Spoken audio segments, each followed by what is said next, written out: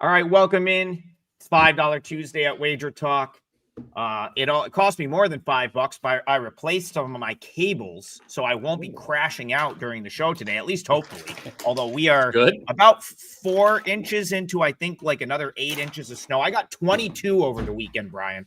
22 inches of snow over the weekend. We're getting another like 6 today, so hopefully no power outage. But we're here. It's Tuesday. There's a million games. We're getting right into it. Let's start. I didn't even really pick a feature game, but I think UConn-Kansas probably should be the feature here out at Fog Allen Fieldhouse. Brian Power, I think you and I were together the last time these two teams played in Kansas. I believe it was a Friday night. I believe we were at Encore Sportsbook in Massachusetts, and I feel like you had the winner in that game. I think it was UConn-Kansas, and Kansas maybe pulled a mild upset, if I remember correctly. I could be wrong, but I could have swore that I was sitting right next to you. Okay, I'm trying to remember. That was a good weekend for me. I was actually one of my best betting weekends ever. I went on a 19-1 run. I don't remember.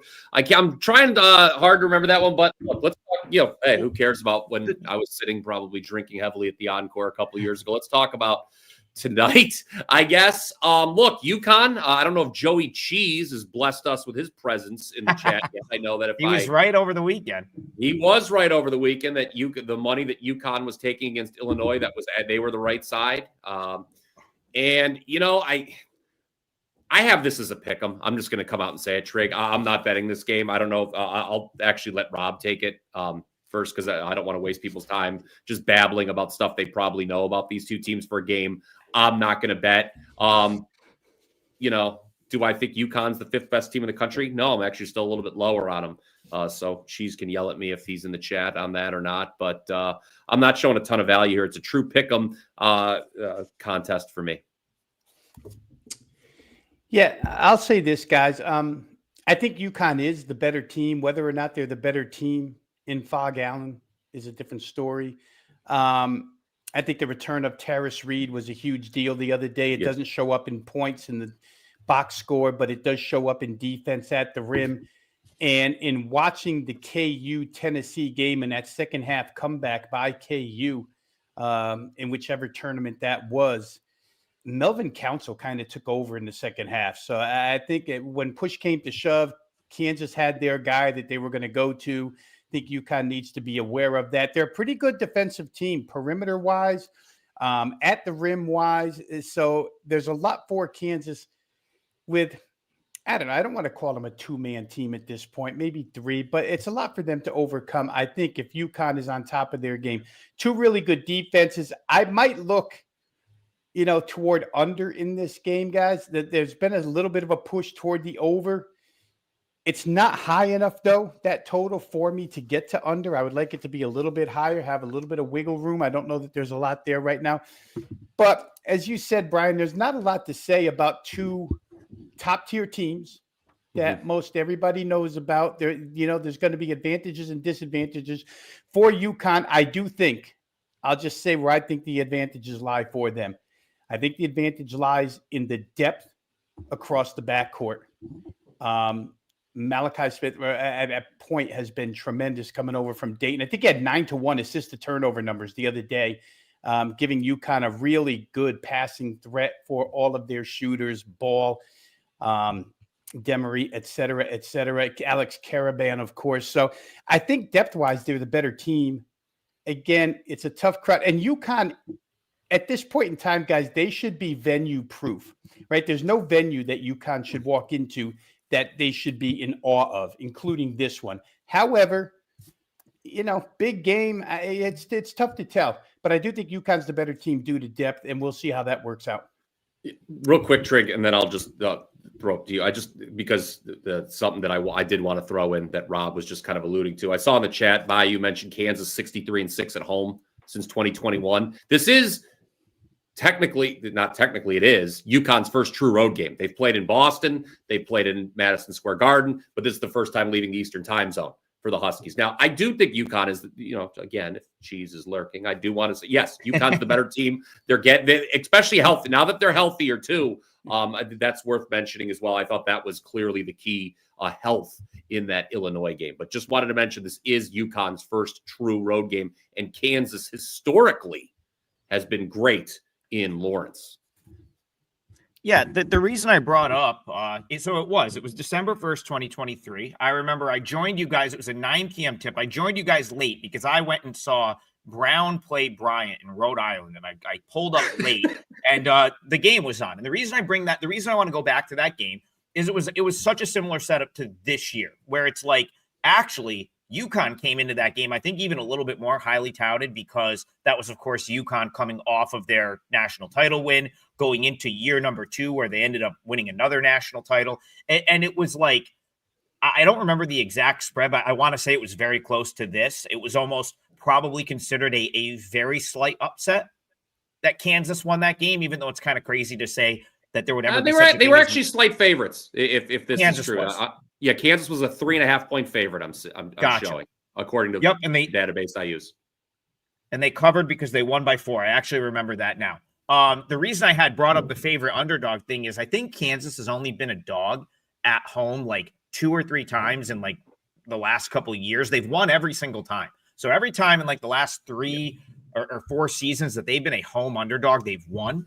And I just remember the last meeting for them, it kind of being like a favorable matchup for Kansas, just the way it played out against what's probably a little bit better of a UConn team. Now, you may get Darren Peterson here, I read. Like, I don't know if that's a game time decision, what the deal with that's going to be. That would obviously help.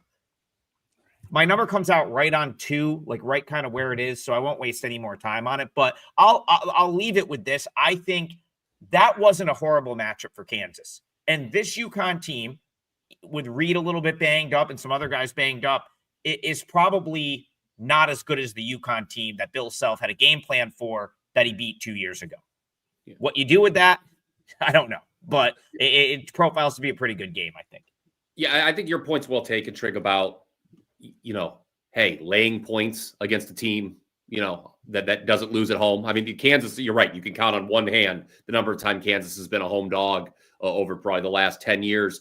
Also, but making a case for the UConn side, guys, remember Kansas, while they're coming off the win over Tennessee, they were down in that game. They were down by 7 at half. So, as impressive a win as that looks, if you didn't catch that game, they were losing for a good deal of it. Yeah, and real quick, we talked about not dragging these games out, and here I am dragging this one out, guys. But real quick, this is the feature, though. That's okay. Yeah. The feature is okay. Illinois has so many more offensive weapons than Kansas. Both the Ivasiches, Stojakovic, all the bitches, right? Merkovich, all these guys that can score, and yet they're 6 of 29 from 3 in that game. And I get it was at MSG, but I think it shows the type of defense UConn can be, and defense does travel. So again, we're giving you a bunch of, thoughts that run through our heads when handicapping this game, and really no plays. I'm just not sure, but that would be a pretty good case for UConn. Shutting down that offense of Illinois is not easy when totally healthy. And Illinois is a better team than Kansas. Well, I think we would all agree on that.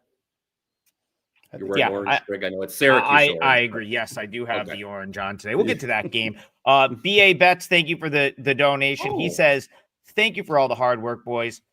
We very much appreciate that. We do have a couple of early tips, and I see people asking about those. So we'll get to those in a minute. I want to go to Garth. Another donation, much appreciated. I think we've done pretty good on Garth's games for the most part. I don't know. We got it in at the Horn. We got it in at the Horn yesterday, but West Georgia ended up winning that game outright. I think we said we kind of, I said my number leans toward them with the points. They were catching like 18 points. They won that game in double overtime. So I don't know if anyone took West Georgia, but if you did yesterday, congrats to you. Also, Bowling Green knocking off Kansas State. Another bunch of big upsets yesterday. But Garth wants to go back to what I believe is being billed the SEC ACC challenge. I'll be at one of those games tonight up here in central New York. But he wants to talk about Missouri-Notre Dame. I'm going to go to Rob here because Rob is our Missouri guy. So can we put Garth on a winner here? Missouri-Notre Dame. You know, I tried to get there, guys, with Mizzou. And the one thing that holds me back is they just haven't been on the road yet. Totally untested. Home, against not so great competition either. Dennis Gates' team has looked really, really good to start the season, and they look pretty complete. Good 3-point shooting team. Jacob Cruz stepping in and taking over. But they've got some long-range bombers on that team, and they've done really, really well inside as well. We talked about Mark Mitchell. They've got all the components, but it's scary to me because Shrewsbury wants to slow the game.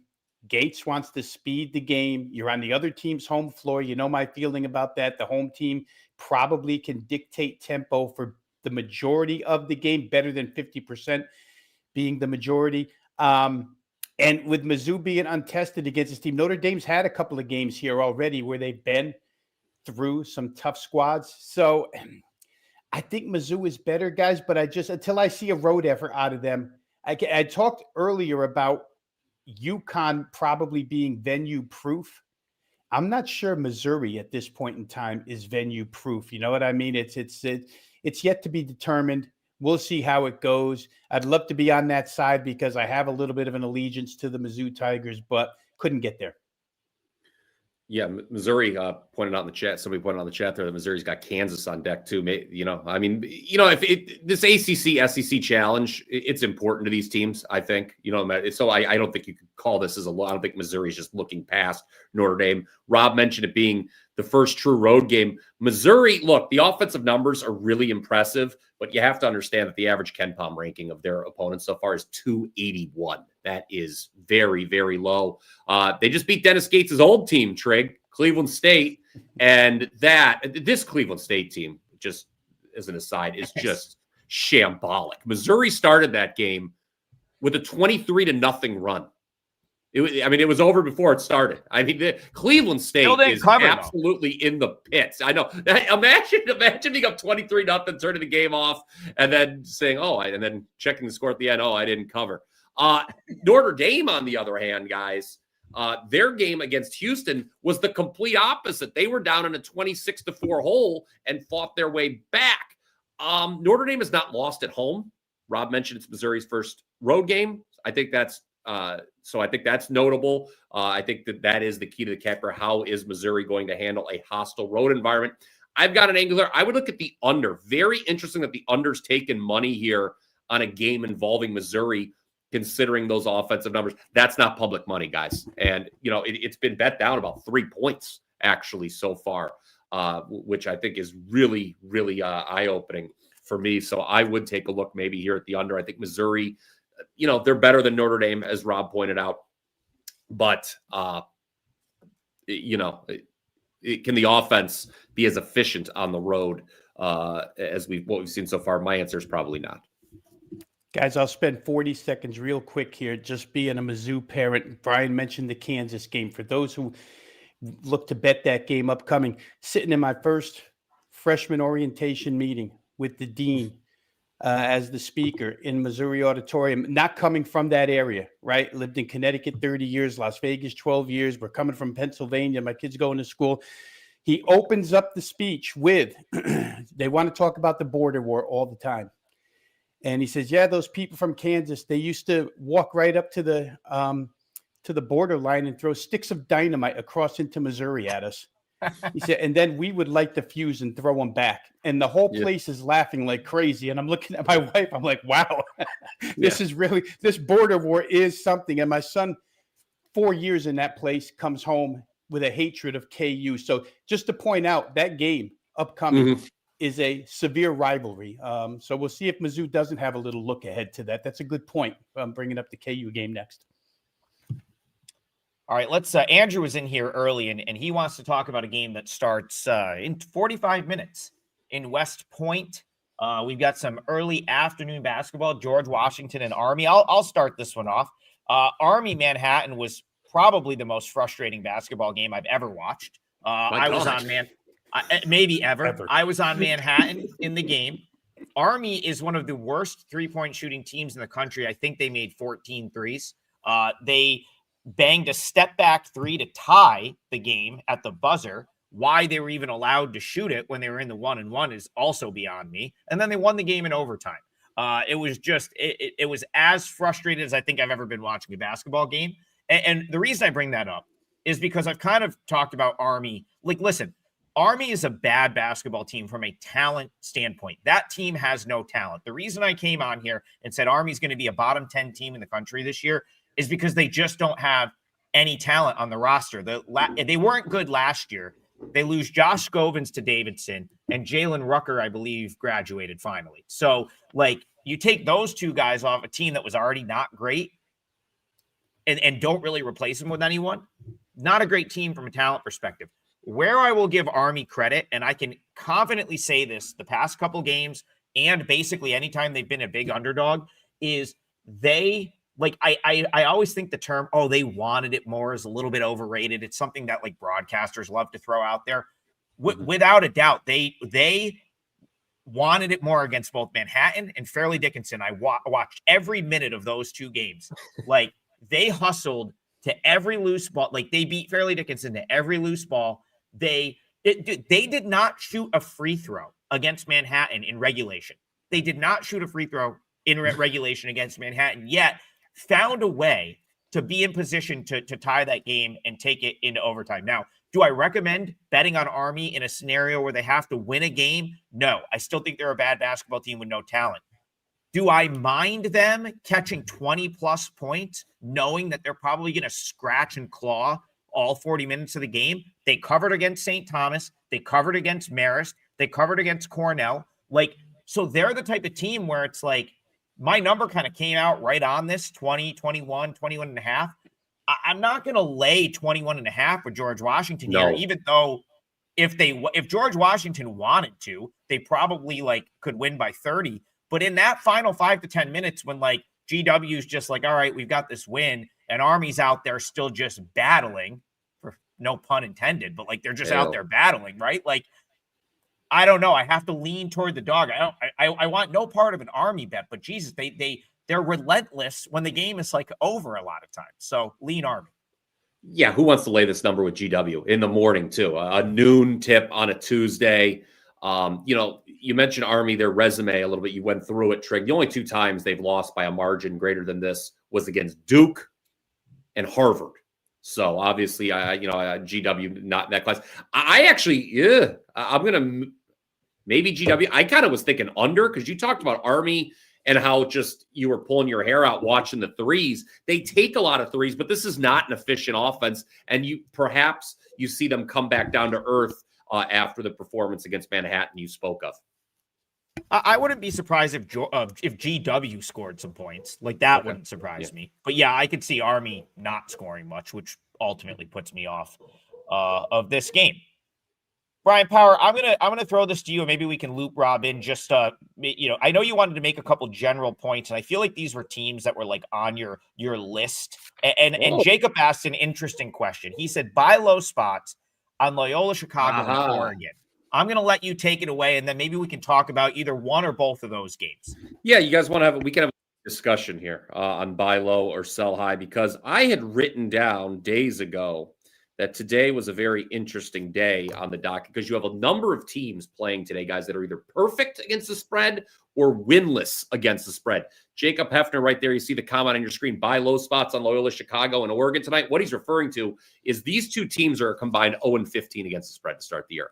So if you've been betting either Loyola Chicago or Oregon, my condolences to your bankroll because it has been hurt. I'm not ready to lay points with Loyola Chicago. And they took money. Loyola Chicago took money. I get that Central Michigan stinks. But do you really want to lay points with Loyola Chicago based on what we've seen? Like, to me, when a team has been so poor like that, has fallen so short of the mark, Rob, I want to wait till they're an underdog. I want to wait till the market is completely turned against them. And that brings me to Oregon. I'll say that. They are a home dog tonight against USC, a slight home dog, unless if that number has nope, it's still, we're looking at 1.5. They're plus 1.5, plus 2, depending on your book. And they're getting USC off the win in Maui. USC just won the Maui Invitational. of the two, I would say Oregon is the better buy low spot tonight. But I want to get Rob. I want to get Rob in here and ask him a question because off memory, I think USC typically struggles with the Oregon trip. Like, I think they've never played well in this building. Yeah, and Oregon's on the rivalry. I know Rob's kind of our like resident Pac-12, RIP the Pac-12, but hey, we got conference basketball, Big Ten after dark here. So let's talk Oregon USC. Well, here's my problem, guys. And I think that I've talked about this before. This is so reminiscent of Oregon's start to last year, where Dana Altman told anybody who would listen, this team is rated way too high. We're not that team right now. Quotes from Dana Altman. We are behind where we need to be, especially with our defense. Now, Nate Biddle didn't even play the last game. Do we know Nate Biddle's playing tonight? I saw him listed as questionable. Without Nate Biddle, Oregon's even worse. And they've got another injury to Devin Pryor. They could be without two guys here against USC. You know, if it was, I'm going to go into coaching here. If it was Andy Enfeld, USC, making this trip, I might think a little bit differently. But it's Eric Musselman, USC, making this trip. And I really like him as a head coach. I don't think he brings his team in there unprepared. And Altman, again, is trying to light a fuse under his team. It would be a big challenge to face USC with our entire team. It's a bigger challenge if some of these guys aren't able to play. I got to like USC here. I think they're the better team. I'm not going to say they're the better coach team, but I think the coach that they currently have is better than the previous in this type of situation where you have to go and get a conference road win in a place where you haven't been successful before. Shellstad's going to be up against it here if he's on his own against USC. So for me, it would probably be USC in this game until, last year, Oregon righted the ship, maybe mid-January. They got better to where Altman wanted them to be. But to me, it's just so reminiscent of where they were last year. They're just not good right now. They're not what they were previewed to be right now. Yeah, just to follow up on Rob's point, Trigg, Altman said that both Biddle and Pryor are, quote, very questionable to play tonight. So that's not, I mean, that kind of takes a hit out of this. Anyone who thinks this is a buy low spot. And also, you talk about the defense, how Altman was so critical of it. Well, it was obviously for good reason. They let San Diego State the other, last week in that Players' Year tournament shoot 67% from the field, highest field goal percentage allowed by Oregon under Dana Altman. And just to also put a number, Trick, because you asked, you said you kind of had a memory of USC struggling with the trip up to Eugene and struggling with Oregon in general. The Ducks have won and covered the last 5 times these teams have played. Yeah. Do you anything for you guys? Bayou says, I don't know. That's why I don't want to play USC. That's why I don't want to play USC, because they're coming off the win in Maui. How about MTEs in general? You got a lot of teams that are coming in off of these, like they just played 3 games in 3 days. Sometimes, maybe not Maui, but they were in a tropical setting. Like it's definitely creeped into my thought process with some of these. Yeah. It's a case by case basis, I guess. Agree. I would agree with that. The one thing I'll point out with USC, I also read that Rodney Rice is banged up. I'm assuming he's going to play, but I do think it's important to, like, if you're going to get involved with USC-Oregon tonight, I would have an eye on the injury news throughout the day, because those are players, Biddle, Rodney Rice on the other side. Their status is very, very important to that matchup. It changes things. If one is out, both is out, one has their best player, one doesn't. That's important. Let's go to Garth. Oh, go ahead, Rob. I was just going to say real quick, guys, I think we have one example. It wasn't Maui, right? But remember the Tad Boyle quotes yesterday. They were off a tournament win at home against Cal Baptist last night. They did not cover. So to your point, off of a big tournament win, they win by 8, but that wasn't enough to get the money last night.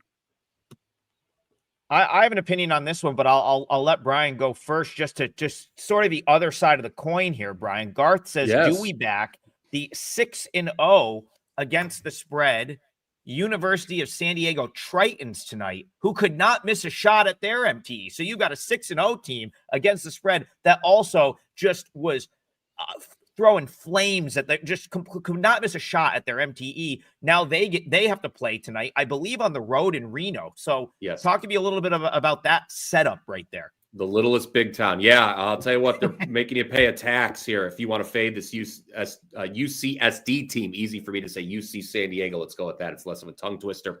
The Tritons not only are perfect against the spread, they have not lost a game. One of 24 unbeaten teams still left in college basketball, but they are an underdog here in Reno. And, Nevada, these Mountain West teams, correct me if I'm wrong, Rob or Trigg, I just feel all of them are just way better at home than on the road. I don't think there's a single one of them that would go against that. Like, I mean, most college basketball teams that's the case, but I feel with the Mountain West, it's a little more pronounced. But man, odds makers are making. I mean, and Nevada's taking money last time I looked. Yeah, they're up to 5.5 now. That's crazy.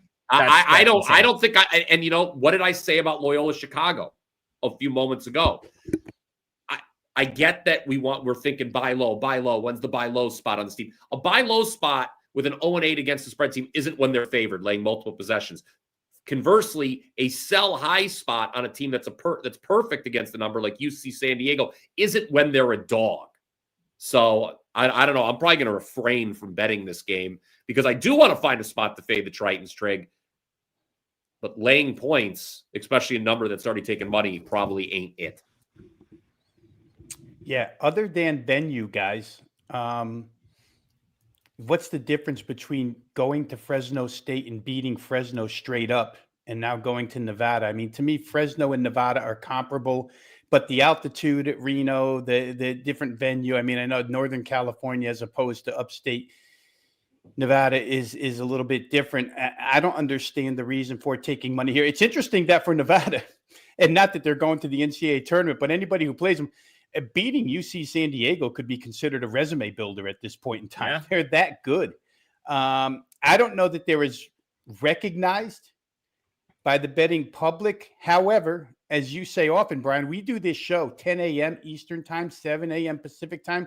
When these numbers are moving at this time of day, it's not public money moving these numbers. They're not awake betting these games at this point in time, right? It's syndicate groups that are pushing these numbers. They may believe that Nevada's untested. They haven't their results are so up and down and so inconsistent. I mean, you beat San Francisco by 16, but you lose to Santa Clara, you lose to UC Davis. I mean, there's no rhyme or reason to their early season results. Obviously, they're capable, but UCSD is capable as well. And I would probably choose to play the dog here. I mean, I just don't think that they're as recognized personnel-wise, Adam. And I mean, as well as anybody, personnel-wise, this is a good, well-rounded team. They shoot the basketball, they rebound the basketball, they defend all three things. And I just don't know that that's fully recognized by everybody as of yet.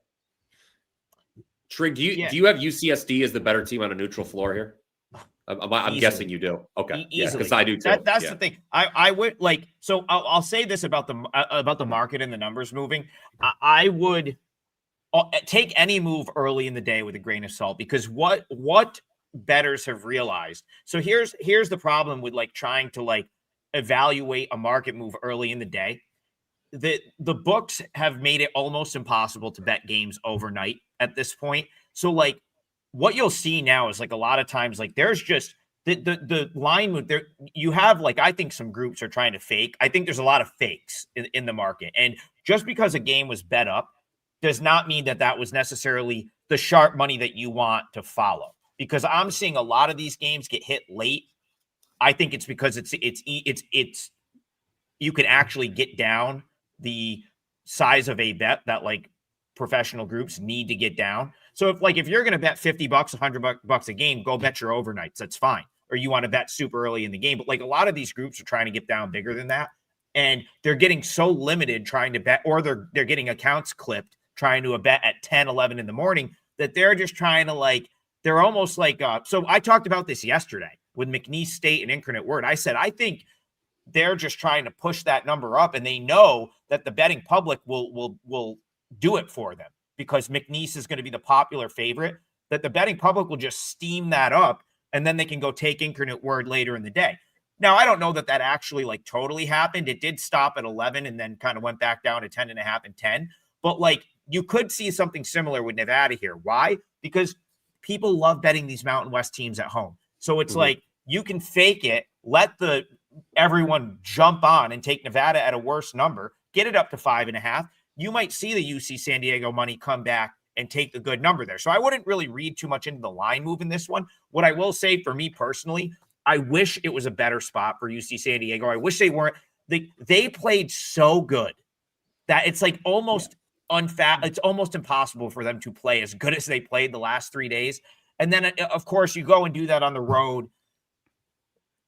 Maybe you have an off game and Nevada can win that game. But I'm with Bayou. He said he's watched Nevada twice. So have I. Like, I don't think that they're like an overly talented team. I think this is a middling team, the Mountain West this year. I think I would still, if you forced me to bet this game, I would take UC San Diego plus the points. They did beat the San Francisco Dons last time out, though. Nevada did an upset. They were 5.5 point Brian, dogs. That was wasn't that part of an MTE though? Like these second and third games in 3 days, like I don't even care. Like it's like that's it's like how much can you look like some of these teams having to play three? Like, am I gonna well? Here's like we'll pair it. We'll go into this game. Like, how much am I gonna hold Syracuse accountable for getting absolutely boat raced by Iowa State, playing the third game in 3 days when they were already a little bit banged up? Really, you could say the same thing about, I think it was Tennessee and Kansas. Tennessee comes out, beats Houston, great game, turns around and just loses to Kansas. But like, are you really going to hold either of them like totally accountable for either of those losses? Playing the third game in 3 days, Syracuse being forced to play early in the day. So here's our segue to this game. I'll be at this game tonight out in the JMA Wireless Dome. Still kills me that it's not the Carrier Dome anymore. Tennessee coming to town. Wireless. Yeah, I don't even know. It's like a track phone or something. I don't even know. But like, they're coming to town. It's the Dome. Probably 25,000 if people can get there because we've got some snow in the area. But it should be a lively crowd. Syracuse has had about 20,000 for each of like the smaller games, Monmouth, Delaware State. So I expect probably 25,000, a good crowd at the Dome tonight. But they're like, that's almost how you have to evaluate both of these teams. I don't think Donnie Freeman's going to play, but I think that's already sort of known. He didn't play at all in the MTE. So do either of you want to jump in and then I'll kind of give my thoughts on Tennessee-Syracuse? Yeah, I'll go first, Adam, real quick here. And before I even start, I'm just going to expand theoretically, philosophically on what you were saying here. I know we got a lot of really smart, educated bettors in our chat, but maybe there's some guys who are just getting into college basketball betting. I'm going to tell you, just give you a piece of advice that I got. And when I first moved to Las Vegas and back in 1991, and I'm staring at a college football board, just talking to a guy I didn't even know, somewhat skilled at sports betting. And to your point, Adam, what he told me was we were talking about line moves. I was impressed by line moves. And he told me if you bet every single line move, you'll grow to be a 50-50 better. Some of them are true. Some of them are for public bandwagon money, so they can outsmart you and come back the other way. So to your point, well taken. They all can't be trusted. If you just follow them blindly, you probably will be a 50-50 better and wind up losing big money along the way. In this game, guys, what I had noted here, especially on the Tennessee side, and Adam, you talked about playing multiple games in multiple days, but the Tennessee offensive duo of Jacoby Gillespie and Nate Ament, their two best guys, they were miserable in that Kansas game. 10 of 34 combined from the floor. They took 34 of the team's 63 shots. Okay, that's a high percentage of the team's shots, more than 50% of the shots. They missed 24 of those. They missed 71% of the time they shot the basketball. They missed. And they came close. They still almost won the game. But those two guys, I think Gillespie was 1 for 10 from the floor, or from three, excuse me. And they're better than that. They're a lot better than that. So we'll see if Syracuse can defend them here. Of course, the point spread, always the great equalizer. Tennessee with their defense, can they go into Syracuse and put the clamps down? What I saw, and I mentioned it earlier, from Melvin Council in that game against Kansas is KU might have some flaws guarding guard quickness. And perhaps Syracuse can use a little of that to their advantage here in this game at home. Didn't play. I do think you're going to get a better effort out of Tennessee. I put a look into their team total, thought it was a little high for my liking. So I refrained from making a play side or a total. But, for those who are going to play, I'd just be on the lookout for Gillespie and Ament to have much better games than what they just posted against KU. And on the Syracuse side, I think what I want to watch closely here, guys, again, is can Syracuse's guards beat Tennessee off the dribble the way that Melvin Counsell was able to in that game the other day? I would go a small lean towards the under in this game for two reasons, both on the Syracuse side. This is not a team that shoots the three well. And then as noted in the chat, this is a team that is horrific from the free throw line. Dead last in the country, Brian. Okay. Did they move ahead? Did they move below whoever? I had him at second dead to last. But okay. I saw him dead last this morning. Okay. Awesome. So it's obviously changed. Somebody obviously improved there. Whoever else was knocked a few down from the charity stripe. So yeah, I mean that's a bet. That's not a team. And again, while I'm not, we also like to give you guys information that you can hold on to, use for future use. The Syracuse team is not someone I would want to bet overs on because the combination of bad free throw shooting, bad 3-point shooting, that's just, obviously not a recipe for an over. Well, Tennessee can score though. Credit Syracuse for how good they've been defensively this year. They're playing all man. They bring in William Kyle from, I believe, UCLA. He's been what a massive upgrade defensively over Eddie Lampkin. Just night and day. That's the one thing. So my number came out right on the nose here pretty much. I made it 8. I think it's 7.5 right now. Jay Buff noted, Freeman is out. I don't think that was a huge surprise. He didn't play at all in the MTE for Syracuse, but Syracuse's defense has been awesome. They have their interior defense has been fantastic. Their guards are playing tight D. So you want to talk just to add another layer to your under sort of philosophy, Brian. Bad 3-point shooting, 57.1% as a team from the foul line, which even if it's not absolute dead last, that's still absolutely atrocious, should be embarrassed. It's just as bad as it gets, but a good defensive team. And, the thing that sort of has me lean ever so slightly to Syracuse on the number, especially if it gets to 8, Tennessee and Houston are a little bit similar, in my opinion, the way they play. And Syracuse had Houston beat. They went 12 for 29 or something from the foul line. I mean, they had Houston beat in that game. So I lean Hughes, but not a huge. Tennessee did beat Houston. We should know both teams kept coming off the Players era in Vegas. It was not a successful run there for Cuse, while Tennessee made it to the third place game. They were up on Kansas, as we mentioned earlier, before kind of just fading. Maybe that was just a case of tired legs in the second half. I'll go to you guys for this one. The chat is having a conversation about Michigan State and Iowa. There's a lot of good games today. There's a lot of good games Ethan, today. Our guy Ethan has jumped in. He said he'll be there, boots on the ground for Iowa, Michigan State. We saw Ethan a couple weeks ago at a Bowling Green. Brian Power and I went to East Lansing that weekend to see Michigan State play Iowa. And I'll let Brian kick this one off.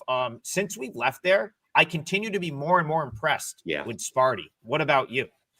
Yeah, I remember when that game tipped off, you and I were kind of saying, Michigan State, whatever they were ranked going into that game, we're like, is that accurate? Well, Izzo's doing it again. They could, I would concur, Trigg. They continue to impress me. They're they deserve to be where they're ranked at now. Still not shooting the three well. It's kind of an old school approach to basketball.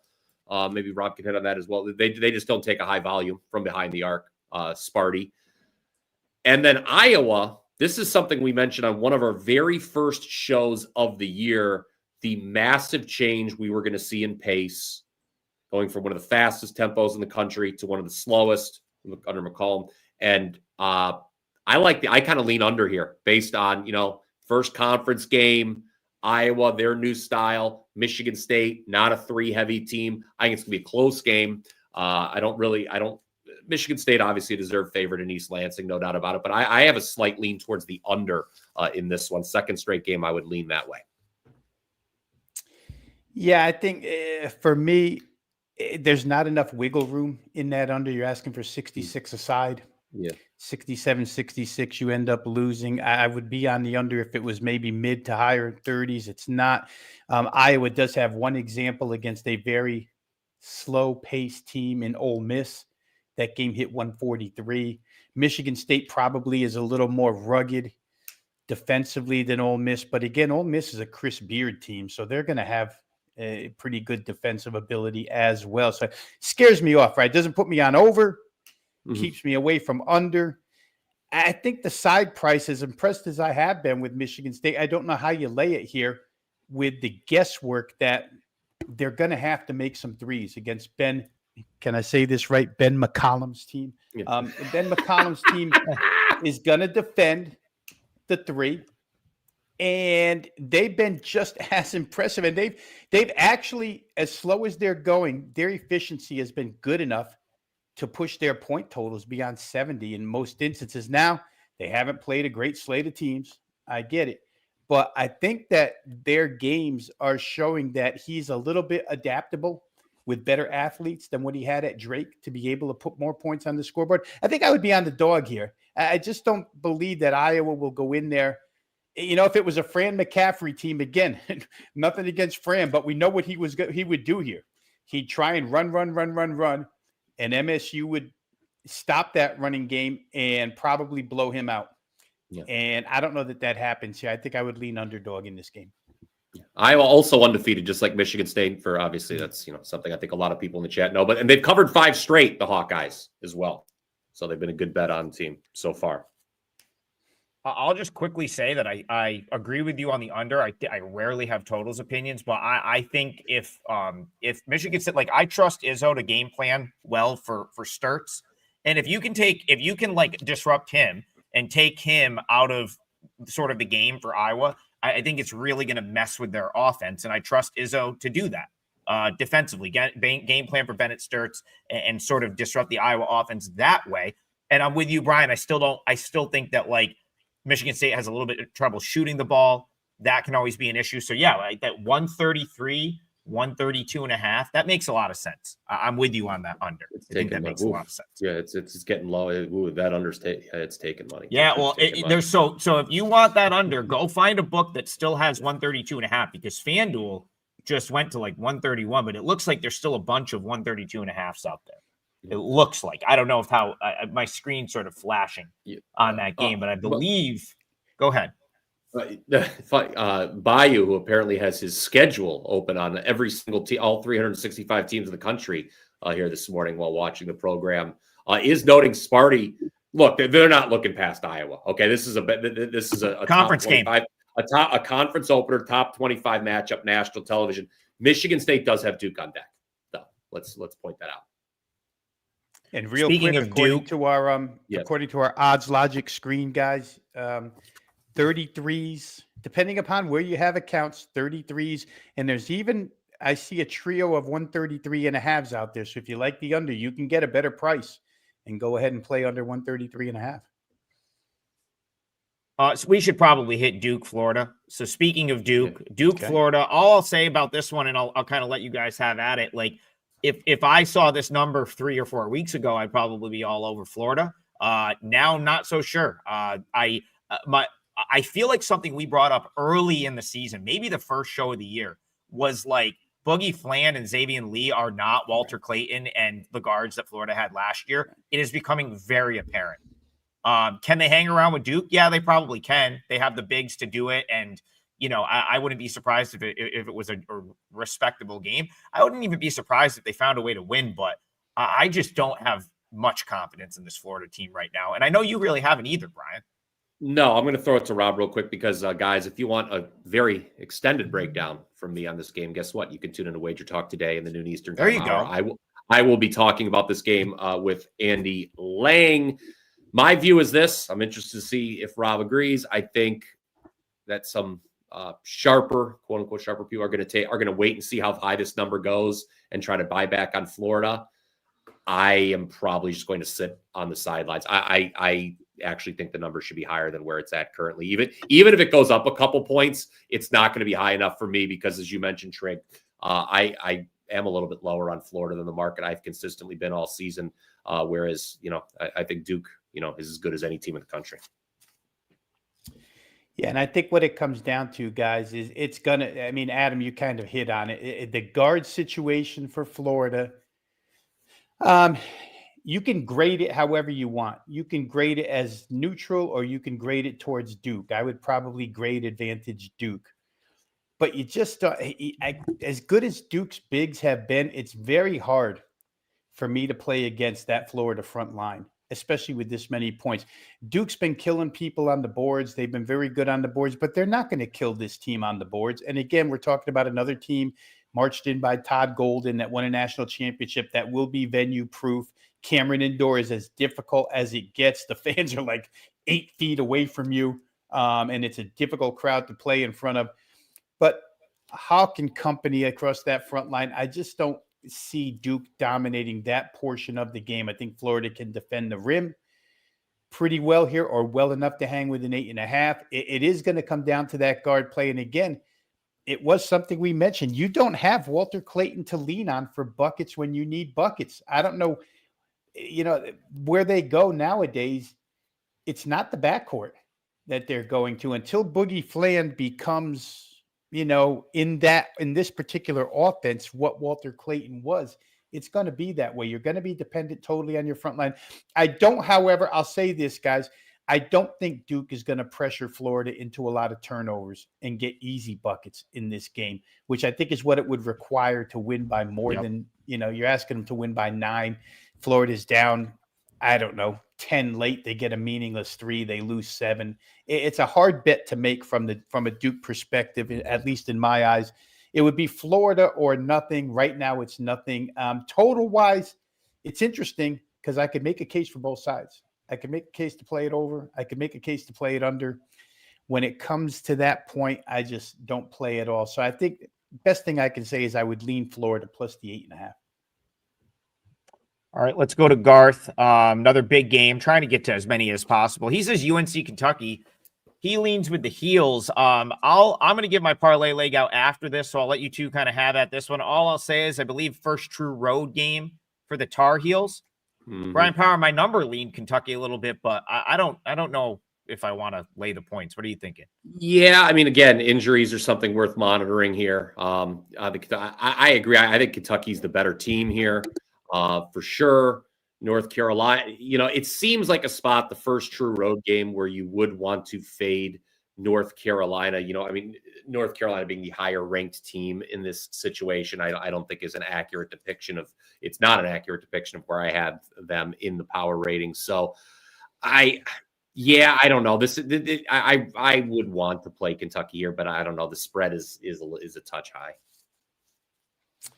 Yeah, guys, I would lean Kentucky here for no fundamental reason, no situational reason, but for an exterior reason, because after the Michigan State game, in that post-game press conference, we saw Mark Pope stand up there and basically say that until his team starts to play, he basically blamed himself for failing to create a culture of team basketball rather than me basketball. Since then, they've played Loyola Maryland, they've played Tennessee Tech, but this is the first real test for Mark Pope, who said, I'm going to straighten this out. Believe me, I'll straighten this out. And if we have to weed guys out, we'll weed guys out. And I think this being the first test in front of the home fans, I would expect Kentucky motivationally, focus-wise, mindset-wise to be there tonight. Brian, you talked about UNC going on the road again. I don't know that they'll be disrupted by Lexington, but I do think that the other side, for what it's worth, could be a little more motivated and get off to a quick start. For that reason, I would look Kentucky first half, based on the head coach and what he was telling us a couple of games ago. And if he's going to prove, if he's right about that point, that he's going to make this thing right again, then it has to happen against a good basketball team. And this is his first try since that statement against a good basketball team. I see we're splitting the chat on the total. I see one love this over and then one love this under. Correct me if I'm wrong, gang, but Kentucky last year was way better at home than on the road. I thought that their home road splits were as stark as any team in the country, if memory serves correct. Yeah, I mean, you're probably going to get a scenario where, I think both teams are going to have to shoot it particularly well, like jump shot wise, to get this one over. So I don't know, how much to trust that. I think North Carolina can be a little bit sketchy shooting the ball at times. So I'm not even going to spend more time on that. I really have no opinion on it, but I love polarizing discussion, right? Because that's all betting is. If we all agreed there would be no market. We wouldn't be able to do this. So I'm glad that we have some disagreement on these games. That's good. All right. So we have 10 minutes of the show left. We're going to go around the horn. We'll give our parlay legs. If we still have time after that, we'll see if we can get more chat questions. I mean, we're going to get a couple of different games here with the parlays. I'm going to give out one of my client plays. I guess I've got really good CLV on both of my releases already. I'm going to give one of them out. Unfortunately, this is like kind of getting hit as we speak. So I played Binghamton +4. It's a 3% play. It is down to 2.5, which literally is like just happening. So what I'm going to do is play at Binghamton +3 -120 for the parlay. And again, I don't hate.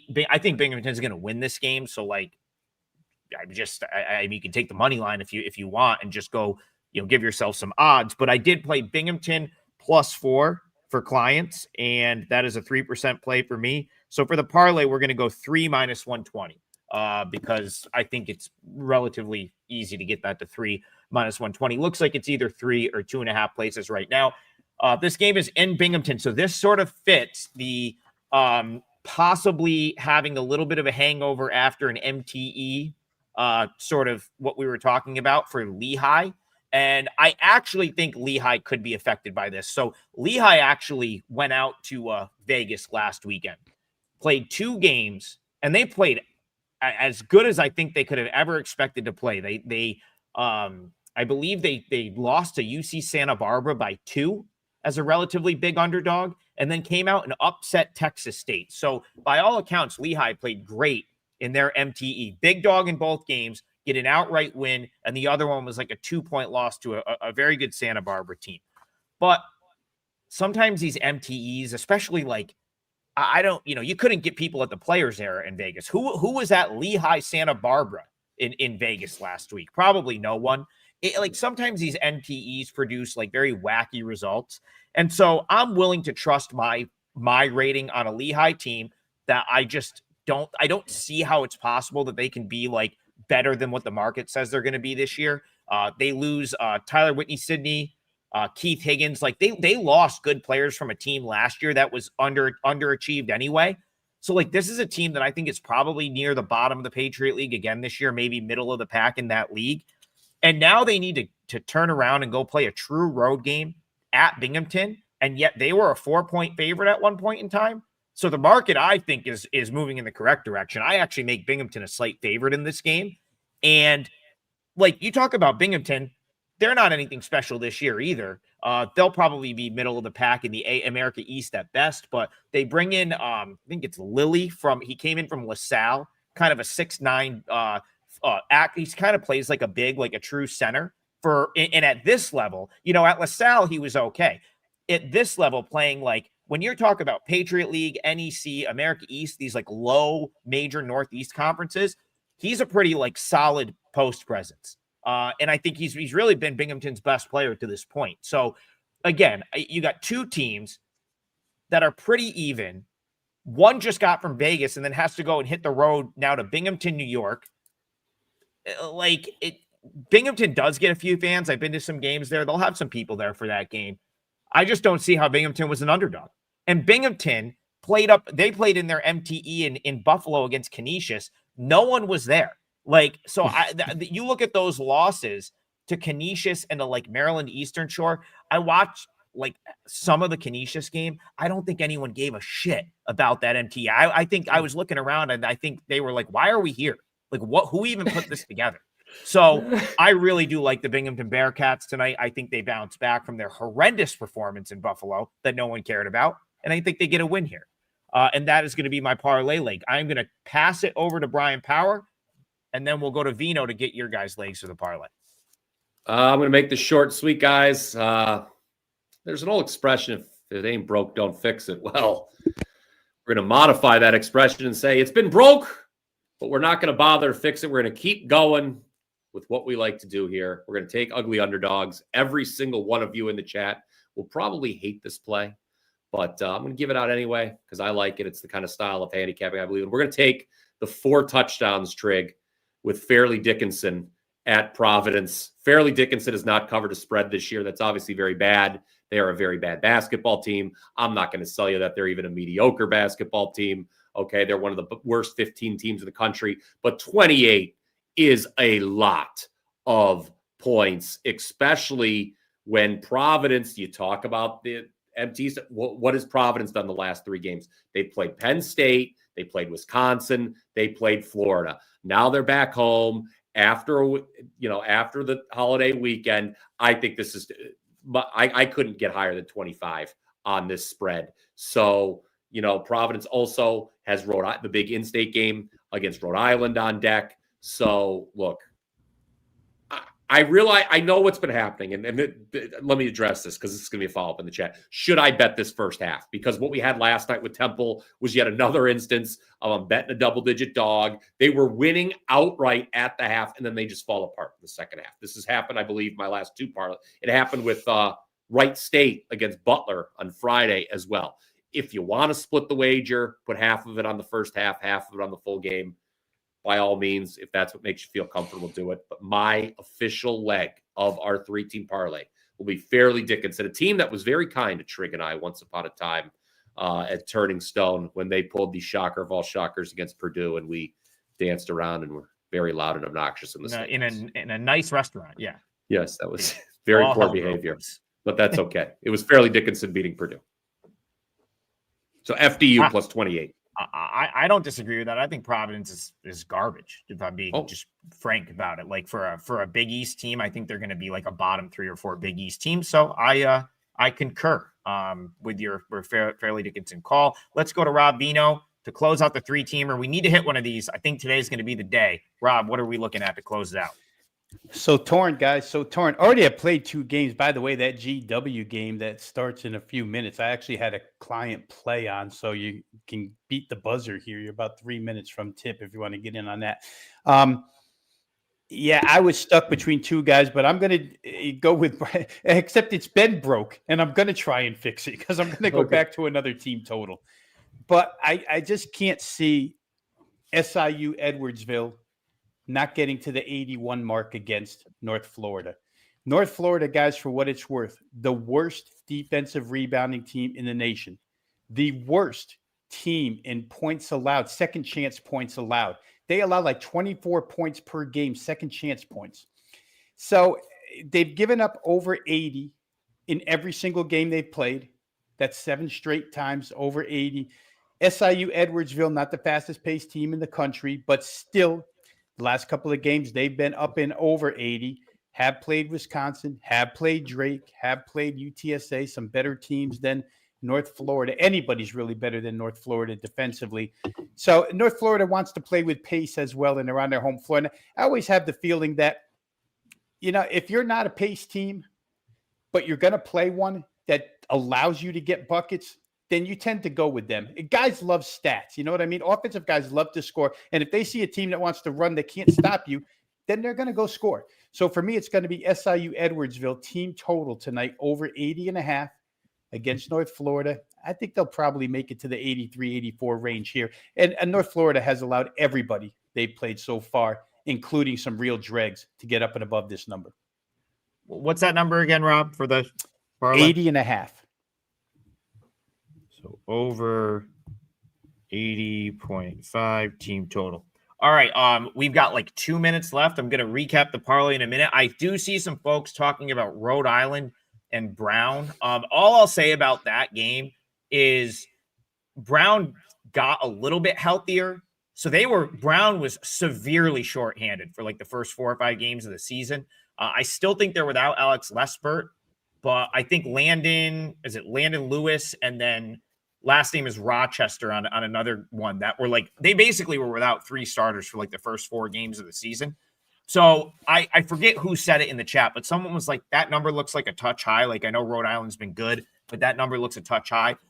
I would probably agree with that. I don't know if I want to I don't think this Brown team is very good, even at full strength. And I know that they're still, I think Lespert might be done for the year. I haven't heard anything about him. So, but like, I would agree with the thought process that maybe Rhode Island is getting a little bit overvalued in the market. So I thought I'd throw that out there. Anything on Rhode Island or Brown for you guys? No, I just one game, and I think I saw this one in the chat too, just so we clean this up, Trigg. I can't wait to watch Charleston Southern and UT Martin at noon Eastern, and I really mean that, guys. This is a game where you've got one team that doesn't force turnovers against another team that always turns it over. Both shoot a ton of threes. It's a noon East. It's the second noon Eastern tip-off besides George Washington Army. I agree with the line. I agree with the way the market's moving. I like the over in that game. I think there's going to be a ton of points. Charleston Southern, UT Martin. I can't wait. I was going to watch the DFB Pokal this afternoon until I saw that game on the slate, Trigg. The German Cup can wait till 3:00. I'll watch Charleston Southern, UT Martin first. Listen, I don't condone taking like awful numbers, but I do have a client play on Charleston Southern plus 5.5. So that was one of the ones that I got a good number on. 3% play. Bet it this morning plus 5.5. It's down to 3.5. So you know what that means? Probably a surefire loss. But like if anytime I beat a number significantly, it's an instant loser. But if you do I did play that Charleston Southern plus 5.5. You might be able to in-game it. That's another client play for me. So I wasn't going to bring it up, but Brian Power brought it up. So there's one at the horn. No, it's okay. I wasn't selling it. It's at noon. I mean, I was selling it to my long-term subscribers. I didn't put a brick up for it. But all right, we have reached the end of the show. We have a 3-teamer. We need to hit one to get back. We're slightly in the red for the first time this year on parlays. So we've got to hit one today. We have Binghamton plus 3, and I attached minus 120 juice to that, so you can buy the half point on that one. Binghamton plus 3. We've got Brian Power going with Farleigh Dickinson plus 28.5. And then Rob is going to go with the team total, SIU Edwardsville, team total over 80.5, plus 540 odds. That's your 3-teamer. That's your show. It's $5 Tuesday. There was no time to promote stuff today, but it is $5 Tuesday. We're all going to have $5 plays up. Go check Rob's page out. Check out Brian's page and mine for something that will go up for sale for $5. And we also have great specials throughout the week. So like, subscribe, do all that fun stuff for us. Drop a comment, and we'll be back 10 a.m. tomorrow morning for more Full Court Press. See you guys then.